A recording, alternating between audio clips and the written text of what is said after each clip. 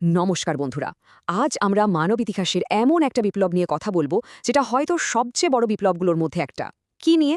নব্যপ্রস্তর যুগ বা neolithic age. এখন আপনারা হয়তো ভাবছেন, আরে হাজার হাজার বছর আগের পাথরের যুগ নিয়ে এত কথা বলার কি আছে, তাই না?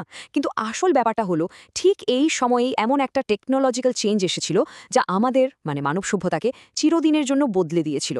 চলুন তাহলে সেই দারুণ গল্পটাই আজ জেনে নেওয়া যাক। আচ্ছা, যদি আপনাদের বলি যে ইতিহাসের সবচেয়ে বড়সড় বিপ্লবটা কম্পিউটারকে নিয়ে নয়, বরং পাথরকে নিয়ে হয়েছিল, অবাক হচ্ছেন? হ্যাঁ, ঠিকই শুনেছেন। আজ আমরা কথা বলবো মানবজাতির প্রথম আর সম্ভবত সবচেয়ে প্রভাবশালী হার্ডওয়্যার বিপ্লব নিয়ে। কিন্তু এই আপগ্রেডটা আসার আগে মানুষের জীবনযাত্রা ঠিক কেমন ছিল সেটা বুঝতে হলে আমাদের আর একটু পিছিয়ে যেতে হবে। চলে যেতে হবে প্রাচীন প্রস্তর যুগে, মানে প্যালিওলিথিক এজে। দেখুন, প্রাচীন প্রস্তর যুগে মানুষের জীবনটা ছিল টিকে থাকার একটা লাগাতার লড়াই। তারা ছিল শিকারী আর খাবার জোগাড়কারী, মানে হান্টার গ্যাদারার। প্রকৃতির ওপর পুরোপুরি নির্ভরশীল। থাকত কোথায়? গুহায় বা কোনো পাথরের আড়ালে। জীবনটা ছিল যাযাবরের মতো, খাবারের খোঁজে এক জায়গা থেকে আর এক জায়গায় ঘুরে বেড়ানো। চাষবাস, বাড়ি বানানো বা মাটির পাত্র তৈরি এইসবের কোনো ধারণাই কিন্তু তাদের ছিল না। আর এই দেখুন তাদের ওল্ড হার্ডওয়্যার, প্রাচীন প্রস্তর যুগের একটা হাতকুঠার। দেখেই বোঝা যাচ্ছে এই সরঞ্জামগুলো ছিল বেশ অমসৃণ, কোনো পালিশ করা নেই। এগুলো বানানো হতো মূলত কোয়ার্টসাইট নামে এক ধরনের পাথর দিয়ে। আর এই পাথরটা এত বেশি ব্যবহার হতো যে ভারতে ওই সময়ের মানুষদের প্রায় কোয়ার্টজাইট মানব বলা হতো। মানে তাদের পুরো টেকনোলজিটাই ছিল এই একটা পাথরের উপর নির্ভরশীল। আর এরপরই ঘটল সেই বিরাট পরিবর্তনটা। টুলস বা সরঞ্জাম বানানোর প্রযুক্তিতে একটা বিশাল লাফ, যা নব্যপ্রস্তর যুগকে একেবারে আলাদা করে দিল। বলা যেতে পারে এটাই ছিল মানব ইতিহাসের প্রথম সত্যিকারের হার্ডওয়্যার রেভলিউশন। এই দেখুন সেই যুগান্তকারী হার্ডওয়্যার আপগ্রেড। নব্যপ্রস্তর যুগের যন্ত্রপাতি কি দারুণ মসৃণ, পালিশ করা আর অনেক বেশি কাজের উপযোগী, তাই না? এই যে বৈচিত্র্য আর উন্নত টেকনিক, এটাই তো প্রমাণ করে যে টেকনোলজিতে কত বড় একটা জাম্প এসেছিল। আচ্ছা, দুটো যুগের পাথরের মধ্যে তফাৎটা একবার দেখুন। একদিকে প্যালিওলিথিক যুগের সেই অমসৃণ মোটা দাগের কোয়ার্টজাইট পাথর, মানে চলনসই আর কি। আর অন্যদিকে নিওলিথিক যুগের একদম পলিশ করা, ধারালো আর অনেক বেশি টেকসই সব যন্ত্রপাতি। আর সবচেয়ে বড় কথা কি জানেন? এরা কিন্তু শুধু কোয়ার্টজাইটেই আটকে ছিল না, অন্য অনেক রকম পাথর ব্যবহার করতে শিখে গিয়েছিল। এই যে টেকনোলজির বদল, এটাই ছিল আসল গেম চেঞ্জার। এর ফলেই মানুষ প্রকৃতির উপর অনেক বেশি কন্ট্রোল পেয়ে গেল।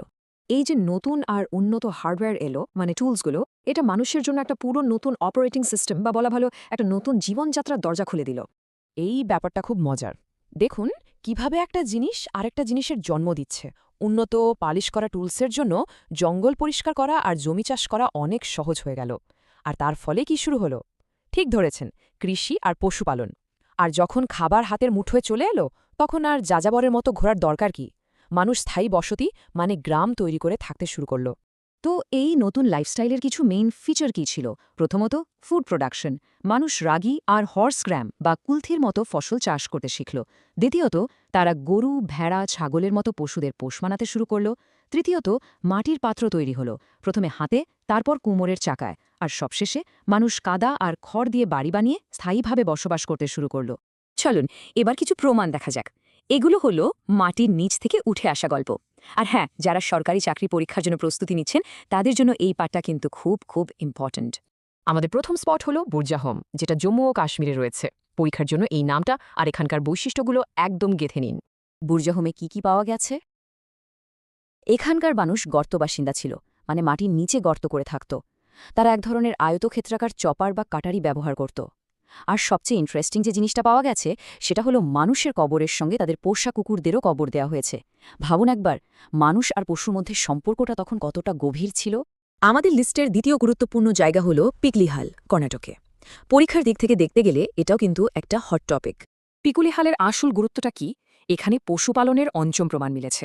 বিশেষ করে প্রচুর গরুর হাড় আর গোবরের ছাইয়ের বিশাল ঢিপি, যেগুলোকে অ্যাশ মাউন্টস বলা হয়, সেগুলো পাওয়া গেছে।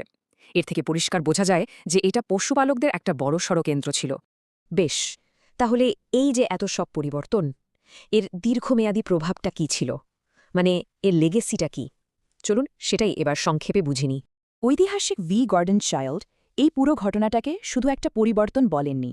তিনি একে নাম দিয়েছেন নব্য প্রস্তরীয় বিপ্লব বা নিওলিথিক রেভলিউশন। আর নামটা একদম সার্থক, কারণ এর প্রভাব এতটাই গভীর আর ব্যাপক ছিল যে এটা আক্ষরিক অর্থেই একটা বিপ্লব ছিল। সহজ কথায়, যাযাবর শিকারী থেকে স্থায়ী গ্রামবাসী, এই যে বিরাট উত্তরণ, এই হার্ডওয়্যার আপগ্রেডটাই আসলে সভ্যতার ভিত্তিপ্রস্তর স্থাপন করেছিল। আজ আমরা যে গ্রাম, শহর, সমাজ এ সব কিছু দেখি, তার শুরুটা কিন্তু হয়েছিল হাজার হাজার বছর আগের ওই পাথরের বিপ্লব থেকেই। ভাবুন তো একবার, ওই বিপ্লব আমাদের গ্রাম আর শহর দিয়েছিল। তাহলে আজকের দিনের এই ডিজিটাল বা টেকনোলজিক্যাল বিপ্লবগুলো ভবিষ্যতে কি তৈরি করবে? এই প্রশ্নটা আপনাদের ভাবনার জন্য রেখে আজকের মতো এখানেই শেষ করছি।